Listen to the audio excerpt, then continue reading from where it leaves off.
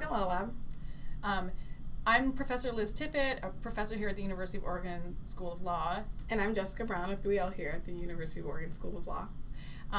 Today is part 2 of our interview with Professor Catherine Fisk, where she talks about the transition in the law from one where free workers owned their intellectual property to one where their employers owned it. Around what time would you say that this shift was most fast-moving? Between about 1890 and 1920. That's really where it had been changing from the period right after the Civil War up until about 1885 and 1890, 1900. But from there on, the law was clearly moving in the direction of corporate ownership of employee-generated intellectual property, and there wasn't much sort of back and forth around it. Okay, well, I don't know if you've ever heard of Walt Disney's first ever cartoon that he actually made while he was working as an animator for Universal Studios.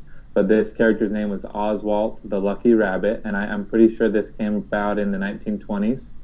And like I said, Walt worked for Universal Studios before he founded Disney. And it was there where he came up with this character, which was, by the way, it was one of Universal's first major successes. And when Walt Disney decided to leave Universal, he thought that he would take Oswald with him, but Universal just said, I think that Universal has the legal rights to Oswald, so Disney was unable to take Oswald with him. And later on, I think luckily for Disney, he came up with Mickey Mouse, and I think history proves that Mickey is a little more memorable than Oswald. But anyways, is this part of the shift that you describe in your book? Indeed, it is. Although mainly the work for hire in Hollywood is the subject of my second book. We can talk about that one some other time.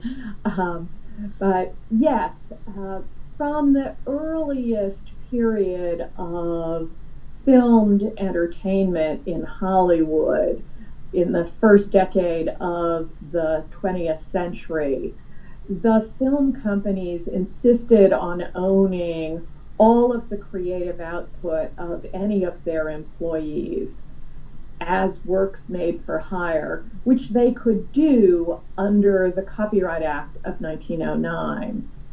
And they also, not leaving things to chance, they also tended to have written contracts with all of their employees, providing that anything that the employee created during the term of employment was a work made for hire owned by the studio.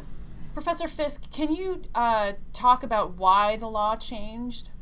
As more and more people work together to create novel information or novel products, it became harder and harder to identify the product as being the property of any one of them as opposed to the aggregate of them. The rise of the corporation as the dominant form of doing business also then made it easier for judges especially to conceptualize the corporation as the employer and therefore the owner of the collective efforts of the employees, rather than it being a dispute between two people, one of whom was the doer and the other of whom was the payer. Professor, one of the things that you mentioned earlier is even though we shifted to a regime in which companies now owned what their workers produced, we still sometimes see situations where companies will give credit or attribution to an individual employee for their works, even if they don't own it. Hollywood, as we all know, has addressed the dilemma of providing incentives for creative workers by adopting a screen credit system, especially important for writers, where although the studio owns the copyright in their works, the writers, as we know, as well as directors and actors, have an enforceable contractual right to be credited as the creator of the work. Until January of 1942, when the Guild got its first collective bargaining agreement with all the movie studios, The Guild, the Writers Guild of America, has controlled credit determinations ever since, down to this day. So the next time you watch a movie or TV show produced under Guild jurisdiction, you will notice that the second to the last screen before the principal action begins always says written by or screenplay by, Oh, interesting. adapted for the screen by, and then names one or two, occasionally three, and at most four writers as the writers of the work, even if 15 or 20 people wrote on the project at various stages of development.